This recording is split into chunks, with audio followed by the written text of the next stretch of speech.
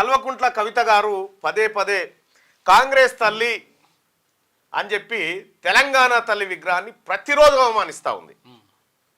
ప్రతిరోజు అవమానిస్తూ ఉంటే విజయశాంతి గారు నిన్న ఒక మాట మాట్లాడారు. ఈ తెలంగాణ తల్లి గురించి మాట్లాడే అర్హత బీఆర్ఎస్ పార్టీకి లేదని చెప్పింది. అసలు కల్వకుంట్ల కవిత గారికి మాట్లాడే అర్హతే లేదు. ఎందుకంటే మీలాంటి వాళ్ళు మాట్లాడాల్సింది కాదు, ఇది మేధావి వర్గం మాట్లాడుకోవాల్సినటువంటి మాటలు. తెలంగాణ తల్లి విగ్రహాన్ని మీకు నచ్చిన రీతిలో చేసుకొని ఆ తల్లికి తెలంగాణకు సంబంధం లేకుండా రకరకాల కార్యక్రమాలు చేసిరు. సరే, అప్పుడు చేసిన తల్లి అటు బెటరు, ఇప్పుడు చేసిన తల్లి ఇటు బెటరు. ఈ తెలంగాణ తల్లిల పంచాయతీ అటు పెడితే తెలంగాణ తల్లిని రూపొందించినటువంటి వాళ్లకు ఇప్పటి వరకు బీఆర్ఎస్ పార్టీ వాళ్ళు అప్పుడు పైసలు లేలే. ఆయన ఈయనే ఉన్న రమణారెడ్డి గారు రండి. తెలంగాణ తల్లి విగ్రహాన్ని రూపశిల్పి ఇప్పుడు దాన్ని తయారు చేసినటువంటి రమణారెడ్డి గారు, ఇగో ఈయననే పాత తెలంగాణ తల్లిని తయారు చేసింది ఈయననే, కొత్త తెలంగాణ తల్లిని తయారు చేసింది కూడా ఈయననే. సో ఆ తెలంగాణ తల్లికి ఈ తెలంగాణ తల్లికి మధ్యలో ఉన్నట్టు తేడా అయింది రమణన్న. అంటే యాక్చువల్గా ఇది ప్రొఫెసర్ గంగాధర్ గారు పాత తెలంగాణ తల్లి కానీ కొత్త తెలంగాణ తల్లి రూపశిల్పి నేను స్టాచ్యూగా కన్వర్ట్ చేయడంలో మెయిన్ పర్సన్. సో ఇక్కడ అంటే అక్కడికి ఇక్కడికి చాలా తేడా ఉంటుంది. ఎందుకంటే అది ఉద్యమ టైంలో ఉద్యమ అవసరాల కోసం ఇప్పుడు మనం ఊర్లలో మైసమ్మ, ఎల్లమ్మ, పోచమ్మ అన్ని గ్రామ దేవతలను మనం పూజిస్తాం. ఏదైనా మనకు ఆకాంక్ష ఉన్నప్పుడు, కోరిక ఉన్నప్పుడు అమ్మ మీరు ఆశీర్వదించండి అని అనుకుంటాం. ఆ రకంగా మనం ఒక తెలంగాణ తల్లి దేవతామూర్తిలా మనం పెట్టుకోవడం ద్వారా ఆ తల్లి మనకు వస్తుంది. అట్లా మబ్బుల్ని కదా మనం పూజిస్తాం వర్షం కోసం లాగా. సో తెలంగాణ తల్లి మనకి ఆవహిస్తుంది, మనకు వస్తుంది అనే ఉద్దేశంతో ఆ దేవతామూర్తిని తయారు చేయడం జరిగింది. కానీ ఇప్పుడున్నటువంటి తెలంగాణ ఆవిష్కరించబడింది. సో ఇది ముఖ్యంగా మన గౌరవ ముఖ్యమంత్రి రేవంత్ రెడ్డి గారి ఆలోచనల మేరకు ఇది ప్రజాప్రభుత్వం కాబట్టి ఇది ప్రజలకి ఈజీగా అర్థమయ్యే విధంగా, ప్రజలకి దగ్గరగా ఓన్ చేసుకునే విధంగా మన ఇంట్లో మన తల్లిలా ఉండాలనేది సో ఆయన భావన కాబట్టి ఆ భావన నుంచి ఈ ఆకారం అనేది ఇచ్చింది. ముఖ్యంగా తెలంగాణ అనేది వితౌట్ అమరులు అంటే అమరుల త్యాగం లేకుండా, ప్రజల భాగస్వామ్యం లేకుండా ఎట్టి పరిస్థితుల్లో తెలంగాణ అది పాసిబుల్ కాకపోయేది. సో వాళ్ళని మనము అగౌరవపరచడము లేదా కించపరచడం, వాళ్ళని తక్కువ చేసి చూడడం అనేది చాలా దారుణమైనటువంటిది. అందుకని ఇప్పుడు ఉన్నటువంటి తెలంగాణ తల్లిలో అందరూ ఓన్లీ తెలంగాణ తల్లిని చూస్తున్నారు, కానీ ఆ భావననే ఇంపార్టెంట్ కదా. ఇప్పుడు మీరు భరతమాత చూడండి, భరతమాతలో మొట్టమొదటి భరతమాతలో ఎక్కడ కిరీటాలు ఉండవు. ఆమె 4 చేతులతోటి ఒక అంటే అగ్రికల్చర్ని బేసిక్ నీడ్స్ అంటే మనకు బట్ట, ఒక తెల్ల బట్ట ఉంటుంది ఆమె చేతిలో. సో ఆ తర్వాత మనకి రవివర్మ గారు చేసినటువంటి మోడిఫికేషన్, ఆయన అన్నీ కూడా కొంచెం యూరోపియన్ స్టైల్లో మాడిఫై చేసి దేవతామూర్తి లాగా చిత్రీకరించాడు. దానికి ఏమి అథెంటిసిటీ లేదు ఈ రోజు వరకు కూడా. భరతమాతకి ఏ కాన్స్టిట్యూషన్లో రాసలేదు. కానీ గౌరవ ముఖ్యమంత్రి రేవంత్ రెడ్డి గారి ఆలోచనల మేరకు తెలంగాణ ఉద్యమం నుంచి ఆవిష్కరించబడినటువంటి తెలంగాణ తల్లి అది మన ఇంట్లో తల్లిలా ఉండాలి.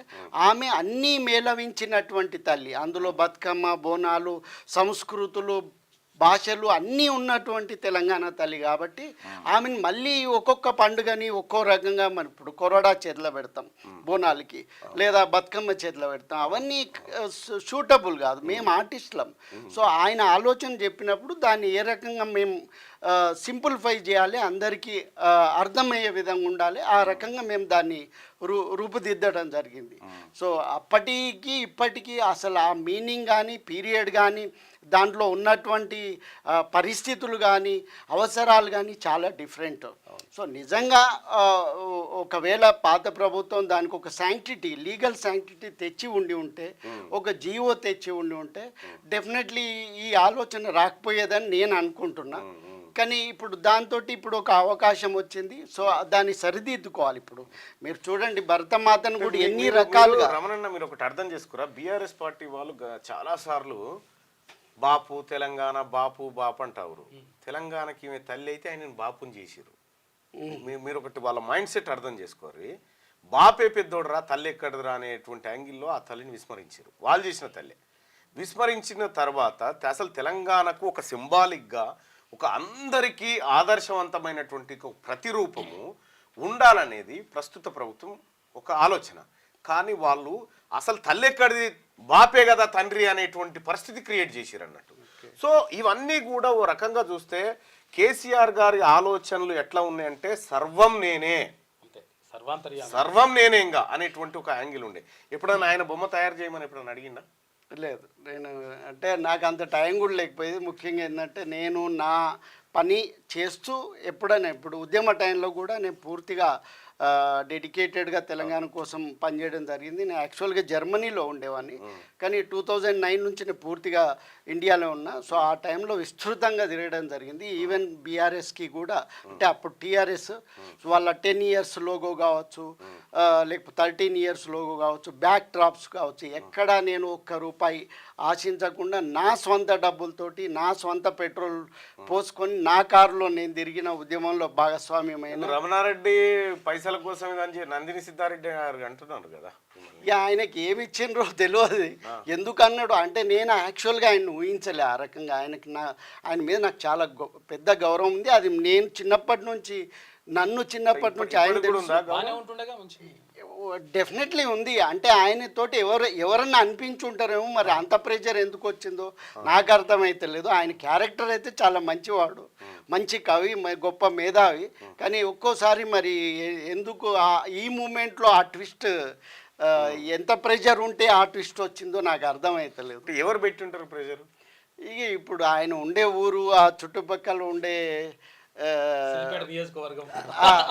ఆయన చుట్టూ తిరిగే వాళ్ళు ఉంటారు కదా. సో డెఫినెట్లీ ఆ ప్రెషర్ ఆయన ఎప్పుడూ రెగ్యులర్గా, ఇప్పుడు ఒకప్పుడు ఆయన మంచి అభ్యుదయ భావాలతోటి మంజీరా రచయితల సంఘం అని ప్రారంభించారు. సో మంచి మంచి రైటర్స్, పోయెట్స్ అందులో ఉన్నారు. ఇప్పటికీ అద్భుతంగా ఉన్నది.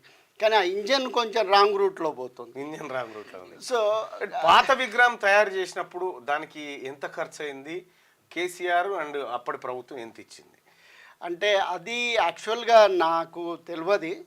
అప్పుడు నేను పెద్దగా ఇన్వాల్వ్ కాలేదు. కానీ అందరూ ఒక సమూహంగా చేసి ఒక చిన్న బొమ్మలే పెట్టుకున్నారు. అన్ని ఫైబర్ గ్లాసు, సిమెంటు. సో ఈ రకంగా అందులో పసునూరు దయాకర్ కూడా ఆ డిజైన్ కన్ఫామ్ అయిన తర్వాత ఆయన కూడా కొన్ని శిల్పాలు చేయడం జరిగింది. ఇట్లా రకరకాల వ్యక్తుల ఇన్వాల్వ్మెంట్ తోటి అదొక మూమెంట్ అవసరం. సో కాబట్టి అక్కడ ఫైనాన్షియల్ అది బ్రాంజ్లో చేయాలి లేకుంటే గొప్పగా చేయాలి అనేది లేదు. అక్కడ మన ఐడెంటిటీని క్రియేట్ చేసుకోవాలి. నేనేమంటున్నా, గతంలో మీరు చేసిన పనికి వాళ్ళు డబ్బులు చెల్లించారా? లేదు, అది అప్పుడు తెలంగాణ తల్లికి అది ఓన్లీ మూమెంట్. కానీ నాకు డబ్బులు చెల్లించింది మొదటి శకటం.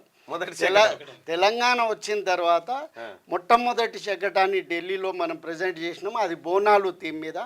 అది ఆంధ్రప్రదేశ్ని సెలెక్ట్ చేసుకొని తెలంగాణని అవాయిడ్ చేశారు. సో అది ముందు ఆ కమిటీ అనేది అప్రూవ్ చేసింది. కానీ అందులో ఉండే ఒక పెద్ద ఆఫీసర్ ఎవరో ఆంధ్ర ప్రాంతం అతను, ఆయన దాన్ని రిజెక్ట్ చేసిండు. నేను హైకోర్టుకు నా సొంత డబ్బులతోటి 1,00,000 రూపాయలు ఖర్చు పెట్టి ఢిల్లీ చుట్టూ తిరిగి పరేకర్ గారి నుంచి, దత్తాత్రేయ గారి నుంచి లెటర్స్ తీసుకొని ప్రభుత్వానికి సమర్పించి, ఈవెన్ అప్పటి ముఖ్యమంత్రి గారి నుంచి కూడా ఒక లెటర్ తీసుకున్న మన తెలంగాణ. సో చివరికి కోర్టులో కూడా ఒక తల్లికి 28 మంది పిల్లలు ఉన్నప్పటికీ 29వ పిల్లోడు పాప పుట్టినప్పుడు డెఫినెట్లీ అందరికీ మనం పరిచయం చేస్తాం. సో అది మరి అక్కడ జరగలేదు. మన భరతమాత నూతన బిడ్డగా అప్పట్లో కేసీఆర్ గారు పట్టించుకోలేదు. అది ఒక లెటర్ మాత్రం ఇచ్చారు. ప్రేమ.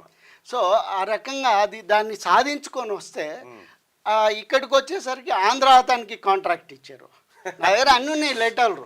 అది కేసీఆర్ గారి కథ. మీరు తెలంగాణ గురించి, మీరు తెలంగాణ తల్లి గురించి, తెలంగాణ అస్తిత్వం గురించి బీఆర్ఎస్ పార్టీ నాయకులు మాట్లాడితే ఎట్లుంటుందంటే, ఇగో అనుభవజ్ఞుడు అప్పట్లో కలిసి పనిచేసినటువంటి రమణారెడ్డి గారే చెప్తా ఉన్నాడు, కేసీఆర్ గారు తెలంగాణ శకటానికి ఆంధ్ర వాళ్ళకి కాంట్రాక్ట్ ఇచ్చిండట.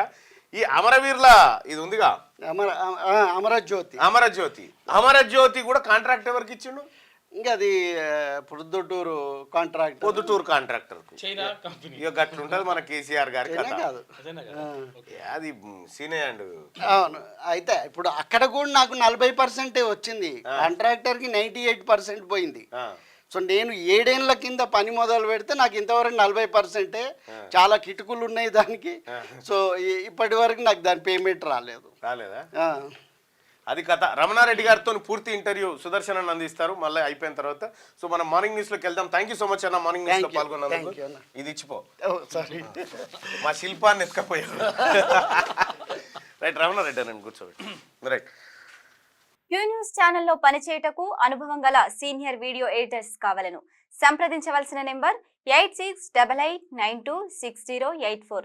qnewsads@gmail.com ను సంప్రదించండి. లైక్ చేయండి,